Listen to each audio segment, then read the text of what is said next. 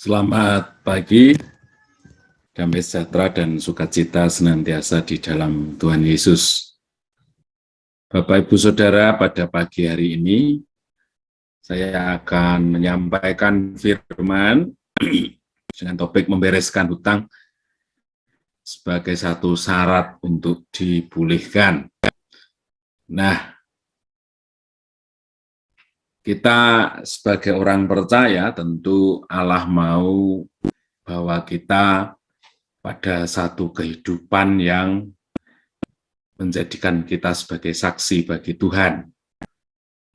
Tapi seringkali hal itu terkendala karena cara hidup kita yang kurang menyadari atau bahkan kadang-kadang terhilang dari kehidupan kita terhadap apa yang Tuhan petakan atau janjikan dalam hidup kita ini ya. Jadi pada topik ini kita akan membahas langkah awal yang dilakukan agar hidup kita sungguh menjadi berkat bagi banyak orang.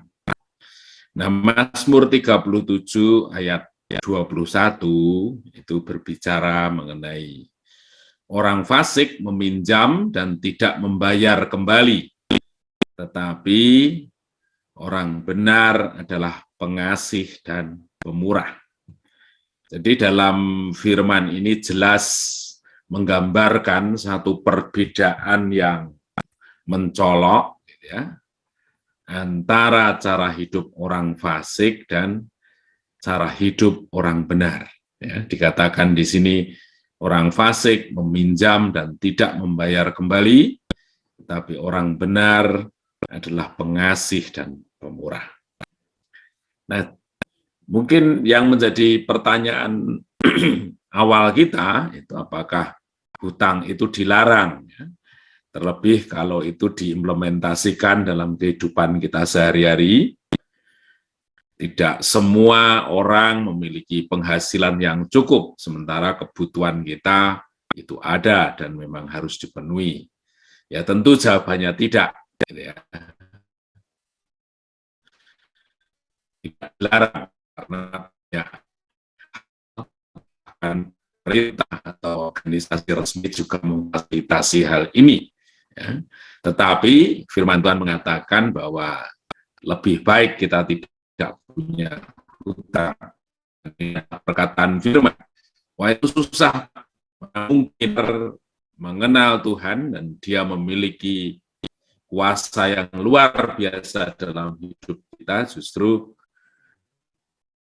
mental block ya, tidak mungkin dalam pikiran kita akan kita bukti bahwa Tuhan sanggup melakukan sesuatu inginkan dalam setiap hidup kita. Ya. Jadi sebaiknya kita tidak punya hutang.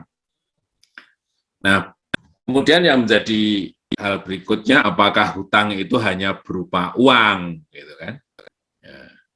Dalam pikiran kita hutang itu ya berupa uang, tetapi sebenarnya hutang itu bisa berupa banyak hal, gitu ya. Bisa berupa barang. Dulu sewaktu saya tinggal di kos, gitu, hampir semua itu menjadi kepemilikan bersama. Dan seringkali kita tidak sadar bahwa awalnya kita pinjam, tetapi lama-lama menjadi aset kita, gitu ya. Dan itu biasa saja. Bisa peralatan, bisa makanan, atau bisa berupa janji atau nasar yang sudah kita sampaikan. Kita pernah berjanji kepada anak kita pernah berjanji kepada orang lain, ya. Tetapi seringkali janji itu hanya ngomong saja.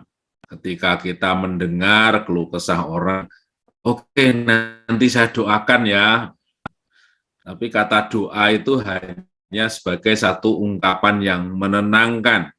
Boro-boro berdoa, begitu meninggalkan pertemuan aja sudah lupa apa yang dikeluhkan saudara kita sehingga kita memunculkan janji. Banyak orang di luar sana kata nanti kita doakan, gitu. Itu merupakan sesuatu yang menjadi hiasan bibir. Sadarkah kita bahwa itu juga hutang sebenarnya? Atau kita nazar kepada Tuhan? Nah, intinya hutang itu adalah apa yang menjadi milik atau hak orang lain karena janji kita, karena memang milik mereka yang kita pinjam, itu masih ada pada kita. Dan itu harus dibereskan agar kita benar-benar menjadi berkat, gitu ya. Nah, mengapa orang berhutang? Ya, alasan orang berhutang tentu macam-macam. Yang pertama, saya sedang kesulitan sementara kebutuhan tiba-tiba datang. Ya, tidak memungkiri bahwa suatu saat, gitu ya, kita sedang mepet, tetapi ternyata ada hal-hal saja yang mesti harus kita alami dan harus kita selesaikan. Kemudian yang berikutnya adalah keinginan yang tidak bisa dikendalikan. Ya. Jadi banyak cerita atau banyak pengalaman yang menceritakan bagaimana orang hidupnya menjadi tidak benar gara-gara tidak menguasai keinginan. Dia hidup bukan karena kebutuhan, tapi keinginannya yang terus diupayakan. Ya, kalau keinginan sudah diupayakan atau hidup itu dipimpin oleh keinginan, ya tidak ada penghasilan yang cukup untuk menutup keinginan itu. Ya. Pada dasarnya manusia hidup kebutuhannya sangat sederhana, tetapi ketika manusia hidup dengan keinginannya, maka tidak ada yang cukup penghasilan kita. Orang naik gaji 100.000, keinginannya tambah 1 juta, ya, jadi selalu kurang. Kemudian menjanjikan sesuatu apabila yang kita butuhkan terpenuhi. Jadi biasanya ketika susah, terus kita berdoa kepada Tuhan atau berdoa kepada atau minta tolong kepada teman kita, nanti kalau saya sudah keluar dari masalah ini, nanti saya akan ganti. Ya, itu adalah satu janji yang menjadikan utang kalau kita tidak memenuhinya. Ketika kita bahagia, ya, jadi ketika kita menghasilkan sesuatu, gampang, nanti kamu tak belikan ini, itu. Kesedihan yang luar biasa sehingga kita bernasar. Atau kita salah mengelola berkat. Ya. Jadi berkat digunakan untuk segala sesuatu yang kita inginkan sehingga orang tidak bisa memprioritaskan mana yang harus dipenuhi dulu. Nah, yang jadi masalah adalah seringkali ketika situasinya sudah berubah, gitu ya, doa kita sudah dijawab, kita akhirnya juga tidak memenuhi utang kita.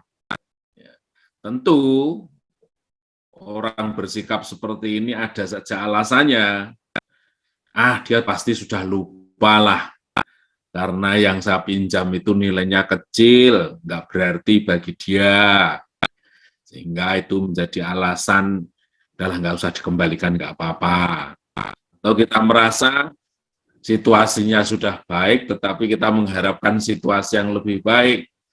Lain kali saja kalau situasinya sudah longgar. Sekarang ini saya masih punya banyak kebutuhan, sehingga itu menunda untuk kita melunasi utang. Atau kita ngomong, itu hanya kunci murah, barang yang sepele, sehingga kita nggak usah kembalikan, nggak apa-apa.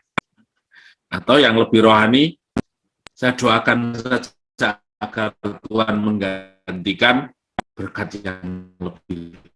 Nah, banyak hal orang punya alasan untuk dia tidak memenuhkan atau yang saya kasihi. Baiklah kita menjaga hidup kita sungguh-sungguh. Kalau kita benar-benar menjadi berkat, kita harus teliti tentang hidup kita, sehingga tidak ada cacat dan celah. Kita menjaga mulut ke mulut kita menjaga hati kita, sehingga sungguh melalui hidup kita yang terus dikoreksi oleh firman, menjadikan kita orang-orang yang direncangkan Tuhan menjadi berkat bagi banyak orang. Mari kita siapkan hati kita untuk kita berdoa pada pagi hari ini.